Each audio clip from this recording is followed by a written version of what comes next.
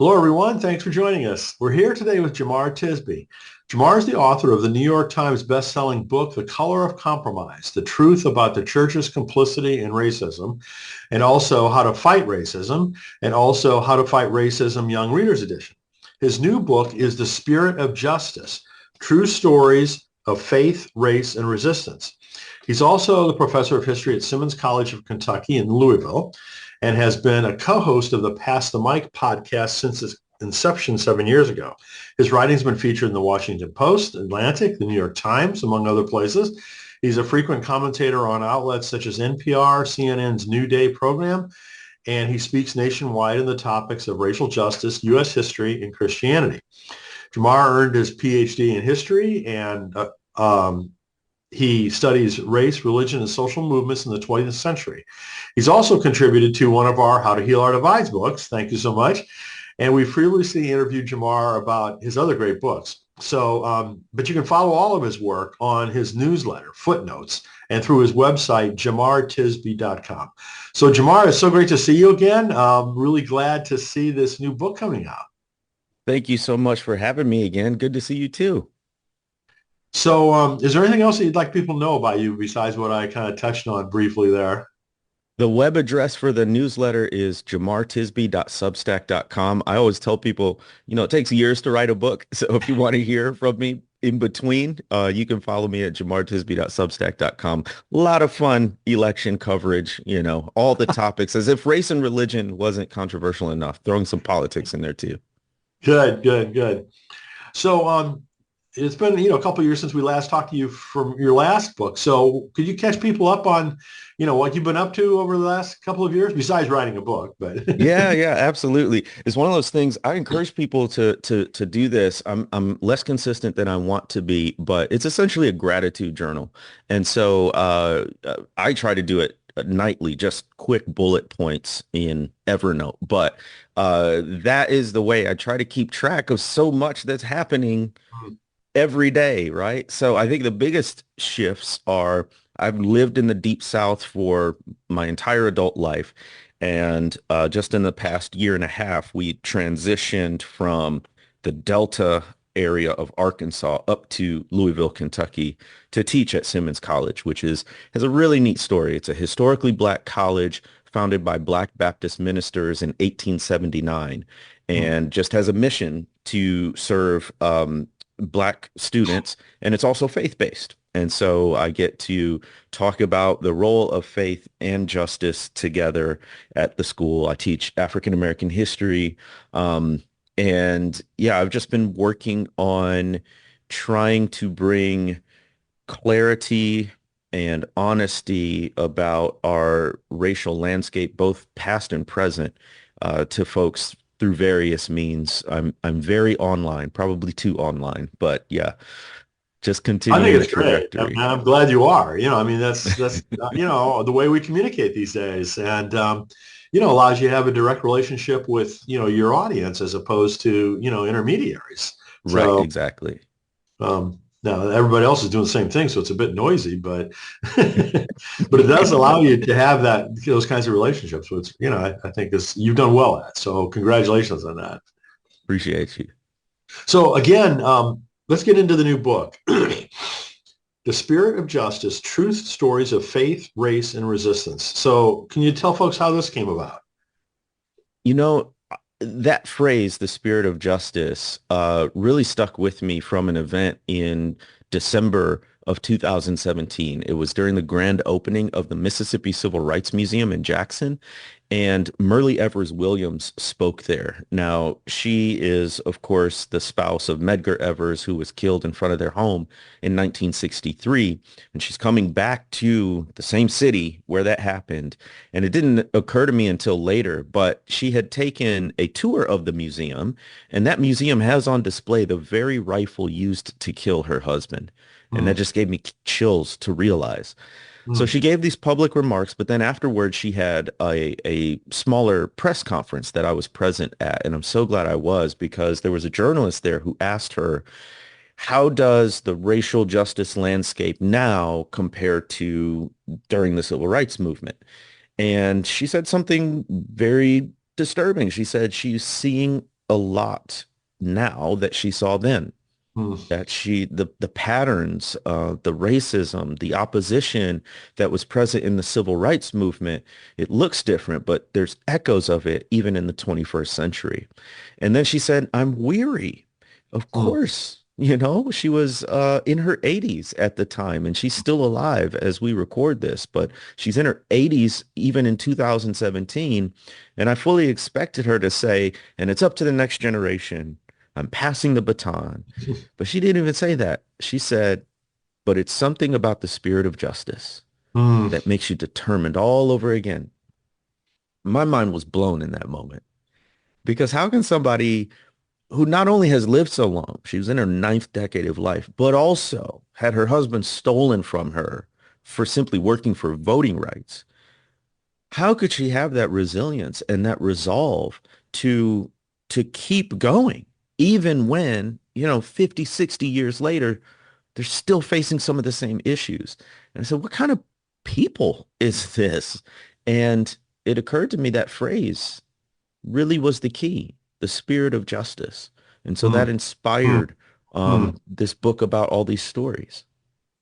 Wow, that's really cool. That it's like I've had plenty of conversations with other people about how God speaks to us, Mm. and in my own life, it's so often experiences. Kind of like what you've described, Yes. Yes. experiences or interaction with other people. And so that's fascinating that particular instance had such an impact on you to, obviously make a major decision point in your life to go write a book about it. Yeah, and it was so striking to me, like Murray Evers Williams is a force of nature. I mean, to be in her presence, like I describe in the opening line of the book that, age had confined her to a wheelchair, but the way she sat, it was like she was on a throne, and that's one of these things, man. One of the reasons I loved living in the Deep South was you had so many people who had lived through the civil rights movement, whether they were activists or not, right? But they've seen some things and they had survived them and they had made sense of them, many of them making sense through faith. And when you're in the presence of those folks, they don't have to say a thing, but you sense their gravity. You sense their experience. You sense their wisdom. And she had that. And it occurred to me, there are others who have it too. And that in every era of history, there's always been racism. There's always been this concept of white supremacy in the US context. And unfortunately, evil is unsurprising. It's terrible, it's tragic, it's devastating, but it's predictable to a certain degree. To me, what's truly remarkable is that in every age and every era, against all kinds of obstacles, there are also people willing to resist injustice. And Mhm. that's who I wanted to write about in this book, the people It's, who throughout time carried that spirit of justice. so share with folks some of the people that you included in the book. Oh, wow. There's more than 50 figures profiled in this book. I was glad to introduce some new people to a lot of folks. So on the cover is Reverend E.C. Morris, Elias Camp Morris, who just so happened to pastor Centennial Baptist Church, which was in the same town where I used to live in the Delta region Mm, of Arkansas.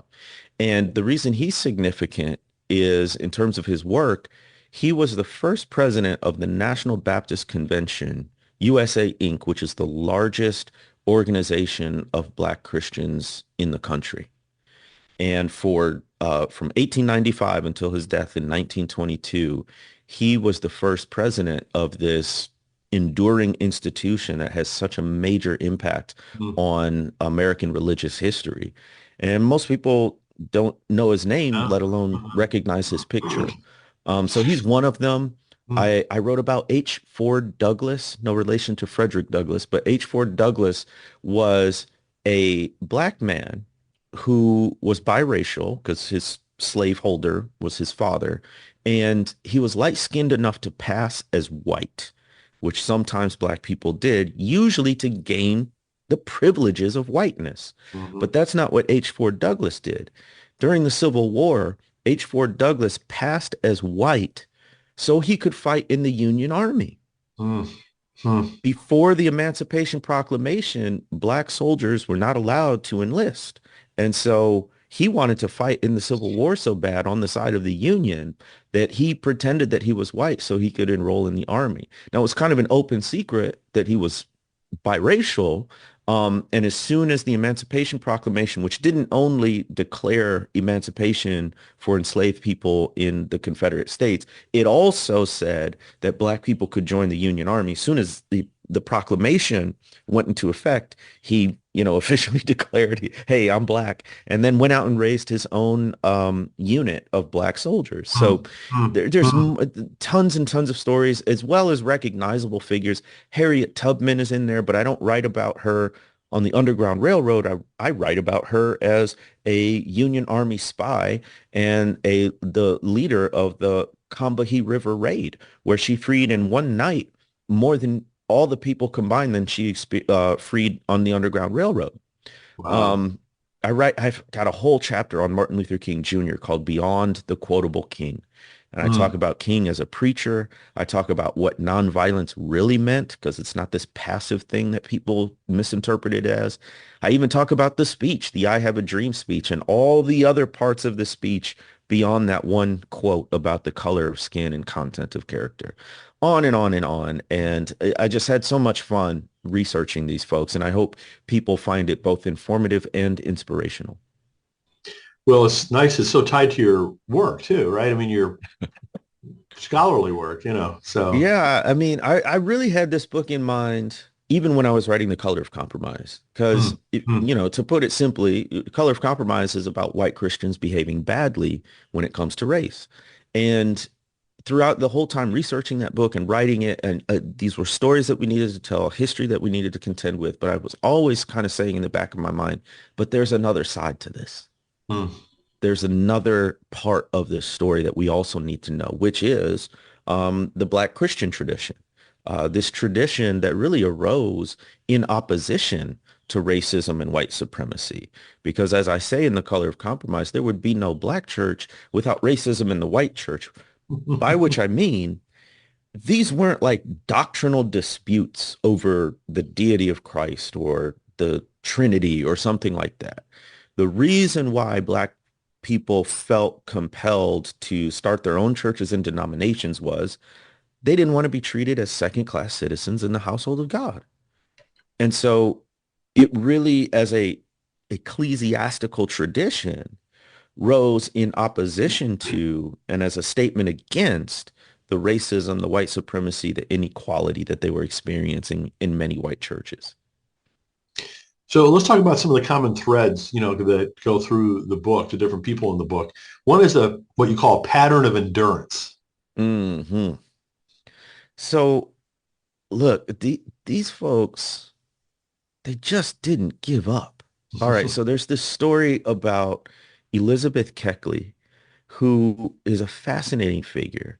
She's also biracial. Her father's her enslaver. Um, but she's a dressmaker. And she gets so good that essentially she becomes a dressmaker to the elite. She ends up toward the back half of her career as the dressmaker for Mary Todd Lincoln, Abraham Lincoln's wife. And she's in the White House, right? And so she's in those circles. But before she gets there, she's a household enslaved person. And in terms of the resilience, right? Uh, she was passed along to different white slaveholders who tried to beat her into submission, just like physically whip her. She fought back. She fought back against not one, but two of these men who were trying to whip her in submission over the course of several months. And she refused to cry or scream out. She argued with them. She physically resisted them, and she broke them. She got these grown men to break down in tears and realize that what they were doing was wrong, that they weren't just, they weren't dealing with an animal that they were trying to break from bad habits. They were dealing with a human being. And she went on from that to start her own business. And then she went on from that. When she had her business stable, she realized that white folks, she was living in Washington, D.C., white folks were raising money for white Union soldiers for the various needs that they had as veterans. Maybe they were injured, to take care of their, families at home, whatever it be. And she said, well, if white folks can do that for their soldiers, black folks can do it for ours. Mm, So it's this mind-boggling to me. Black mm, people already didn't have much, and yet they organized and came together to take what little they had and put it all together and support people who had even less. And so she came up with this, nonprofit, and this charitable organization to help recently freed people because they were emancipated from the chains of slavery, but they were put into the shackles of poverty. And mm. so she used her connections and her church and her fundraising ability to raise funds for these recently freed people. Just, the resilience is all throughout this history. And one of the things I say in the book, you don't have to be stronger, smarter, have more money. You just have to never stop, never stopping. Like ultimately nothing can beat a people who just won't quit. That's why a stone can be eroded by water. It takes a long, long time, but it happens. Like it changes the shape even of the hardest surfaces. And that's what we're seeing throughout decades and centuries of the Black Christian tradition and the Black freedom struggle. All these ways that we've resisted, both big and small, have changed the shape and the contours of our nation. Well, it's great that you're lifting up some of these role models. You know what I mean? Patience and perseverance, right? Continues to be important for all of us. And so to see, some of the examples that you've lifted up in that regard is just inspiring. Yeah, I'm curious what the critics will say. So I wrote a article about this on my Substack, and with the first book, The Color of Compromise, I mean, there were a lot of bad faith critiques, but one of the most frequent bad faith critiques was, well, this is selective history. It's one-sided. Um, and first of all history is selective.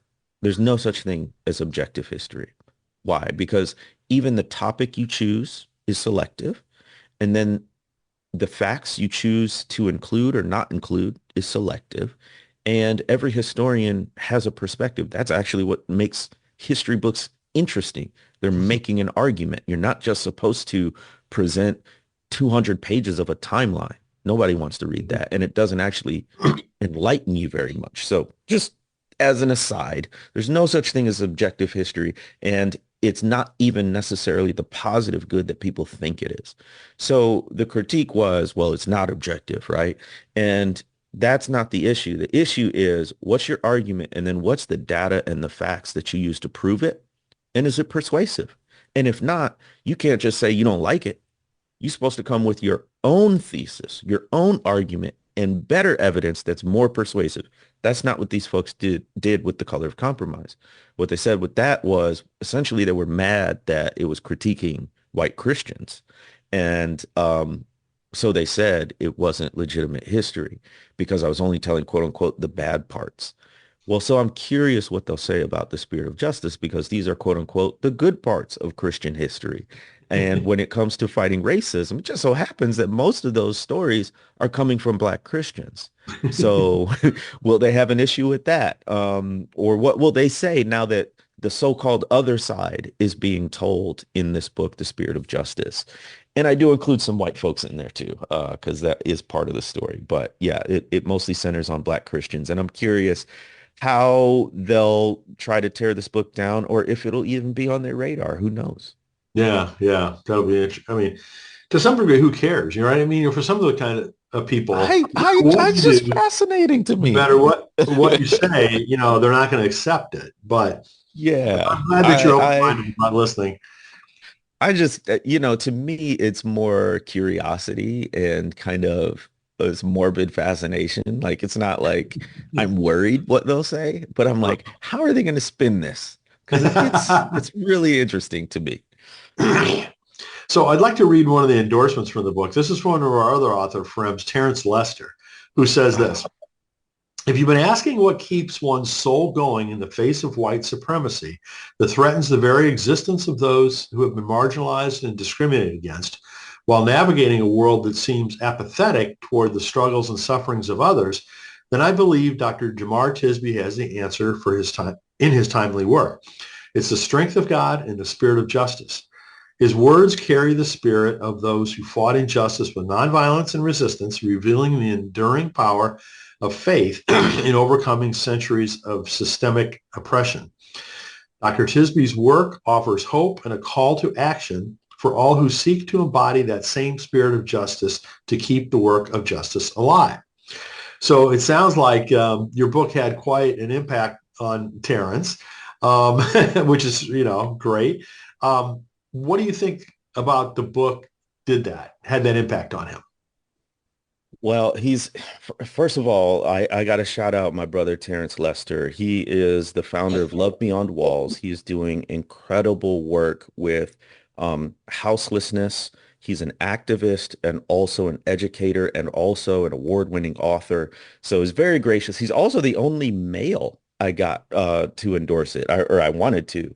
I was trying to be very intentional in the spirit of justice about highlighting and lifting up the work of Black women. And so you'll see every other endorsement is a Black woman on this book. But he made the cut, and he was generous to read it. I think what is resonating with people like Terrence Lester and others is the lesser known stories of Black Christians who were working for justice. I think sometimes it is easy to focus on the negative, on what is lacking, or, like I said before, people behaving badly. And we can overlook or forget the significance of the people who struggled for justice. We also, this is in the weeds, but it's really important. I learned this in grad school, this term, an impressionistic view of history. Impressionistic as in almost like art history and art critique, right? Where the artist will give a broad sketch or an impression of a subject. It's not super detailed or refined on first glance.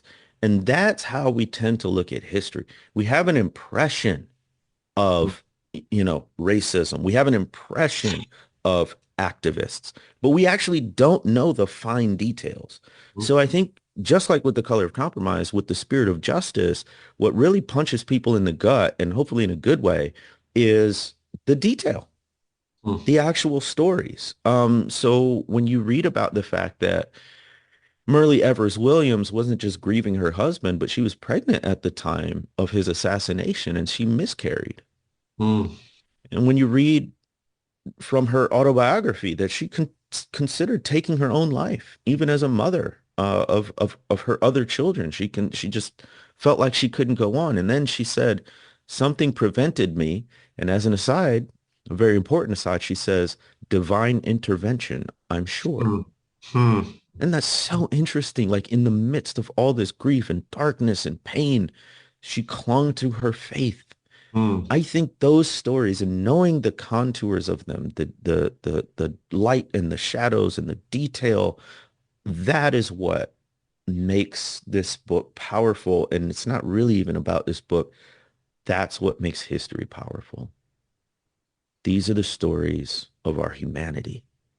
And when you actually sit with people's experiences, even though they may be decades or centuries removed from your experience, when you learn about their humanity, their trials, their ups and downs, their emotions, their inner life, I think it builds empathy and compassion. And I think it leaves an indelible impression for those who are open to it. So let's talk about that. I mean, as you know, Jamar, I have a tendency to say, okay, well, what do we do about it, right? Uh, You know, a lot of great books about analyzing an issue or looking at the history of an issue, and I realize your book is primarily, trying to uplift all these stories. But what do we do about it? Looking yeah. forward. I mean, what do you want people to take away from this in terms of how it affects their lives, what actions that they can take? So I think all three of my books so far really fit together to answer that question. The Color of Compromise is essentially what's the problem? What's wrong? My second book, How to Fight Racism, is what do we do about it? Well, I'm so fired up about all this stuff. Now, how can I take action? Well, here's your practical book. But then you get into it and you start trying to work for justice and you realize, oh, this is not a sprint. This is a marathon. And it's not a straight path to progress. It's a winding circular path. And sometimes it doubles back and you're moving backwards before you can go Yeah. forward, right? So how do you keep going, especially when it looks like you're not winning? And that's what the spirit of justice does. And so with the spirit of justice, the answer to that question, what do we do? The fundamental question is answering is how do you keep going? How do you still gain inspiration when the path is difficult, treacherous, winding, rocky, etc.? And rather than just like tell you, I wanted to show you through the real life true stories of people who did that very thing, who got knocked down, who endured, slavery, segregation, beatings, loss of jobs, property, all of that, and somehow kept going. And I think in reading those stories, we actually realize, hey, these are regular, everyday people for the most part. They had nothing special in their background that would say they're going to do these exceptional things. What they did was they took one step that required faith and courage. And then that built a little bit more confidence. They took another step and another step and another step. That's the same thing we do too. I end the book with this chapter talking about four virtues. I was trying to say, we've seen these dozens of stories. What binds them together? Because they're all different parts of the country, all different eras of history, men and women, rich, poor, young, old, all that. What binds them together? I said there's at least four virtues. There are more, but these are the ones I focused on. Faith, courage, imagination, resilience. Faith, courage, imagination, resilience.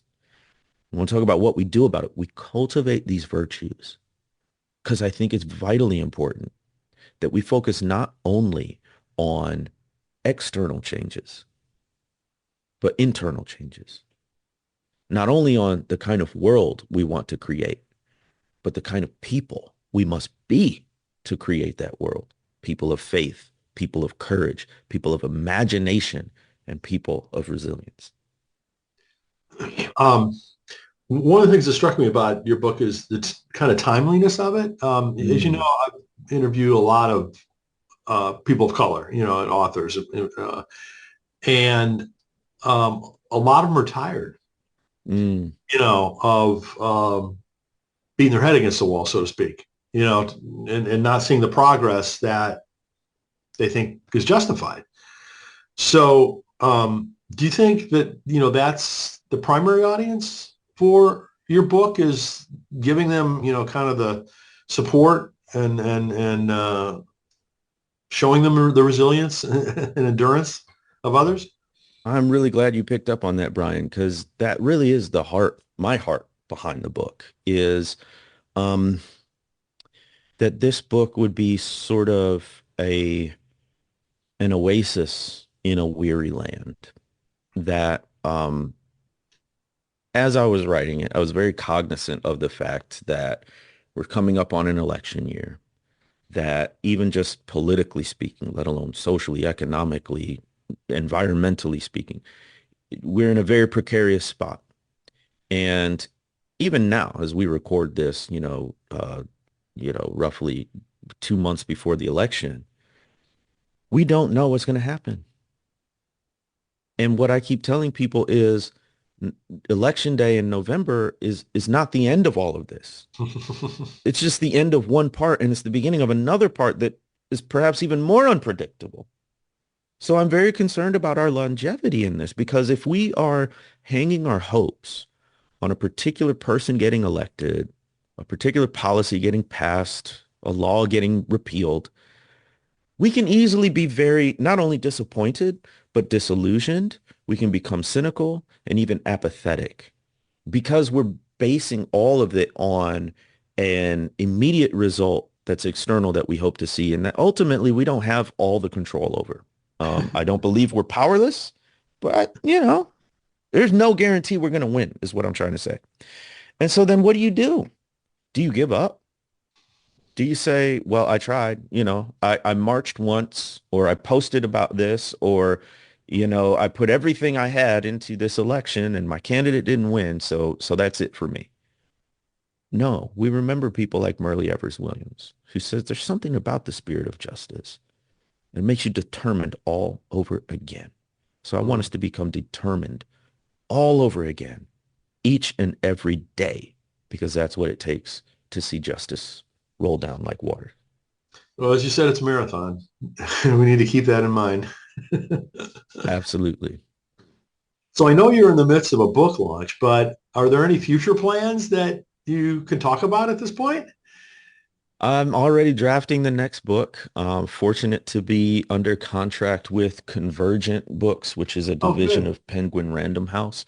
And so that won't that it, it's a we're at the very beginning of the process. I haven't even turned in the first draft of the manuscript yet, but it's going to be a different book than I've done before. It'll be more of a memoir, more of personal Hmm. stories. And so Hmm. you'll get a lot more detail about my life in white evangelical circles, the good, Hmm. the bad, the ugly, but with some lessons, with some wisdom gained from those scars and experiences. So that is what I'm working on.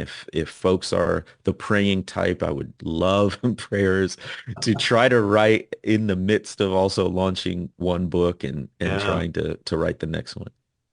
Well, good luck with that. We'll do another interview in a couple of years or whenever that Yeah, that'll be a fun becomes one. available. Good, good. Well, again, the title of Jamar's new book is The Spirit of Justice, True Stories of Faith, Race, and Resistance. Check it out on jamartisby.com. Jamar, congratulations on another outstanding book and on all the wonderful work that you do. And thanks so much for spending some time with us. Thank you, Brian. Keep up the great work.